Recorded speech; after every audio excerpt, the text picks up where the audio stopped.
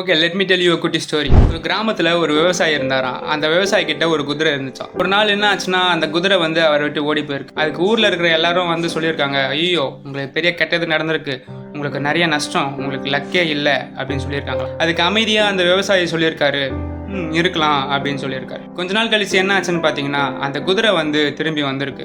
ஆனால் அந்த குதிரை தனியாக வராமல் அதோட சேர்த்து 3 குதிரையை கூட்டிகிட்டு வந்திருக்கு. ஊரில் இருக்கிற எல்லாரும் திருப்பியும் சொன்னாங்களாம், உங்களுக்கு செம்ம லக்குப்பா அப்படின்னு சொல்லியிருக்காங்க. அதுக்கும் அவர் அமைதியாக சொல்லியிருக்காரு, இருக்கலாம் அப்படின்னு சொல்லியிருக்காரு. கொஞ்ச நாள் கழிச்சு என்ன ஆச்சுன்னு பார்த்தீங்கன்னா, அவரோட பையன் அந்த குதிரையை ஓட்ட நினைச்சு அவரோட காலை உடச்சிட்டு இருக்காரு. இதை பார்த்துட்டு ஊரில் இருக்க மக்கள் எல்லாம் திருப்பியும் சேர்ந்துட்டு, உங்களுக்கு நல்லதே நடக்க மாட்டேங்குது, எல்லாமே கெட்ட விஷயமா நடக்குது, உங்களுக்கு லக்கே இல்லை அப்படின்னு சொல்லியிருக்காங்க. அதையும் கேட்டுட்டு அந்த விவசாயி கூலா சொல்லியிருக்காரு, இருக்கலாம் அப்படின்ட்டு. கொஞ்ச நாள் கழிச்சு என்ன ஆச்சுன்னு பார்த்தீங்கன்னா, அந்த நாட்டில் போர் தொடங்கியிருக்கு. அதுக்கு ஊரில் இருக்க எல்லா யங்ஸ்டர்ஸையும் கூட்டிகிட்டு போயிட்டு அந்த போரில் விட்டுட்டு இருக்காங்க.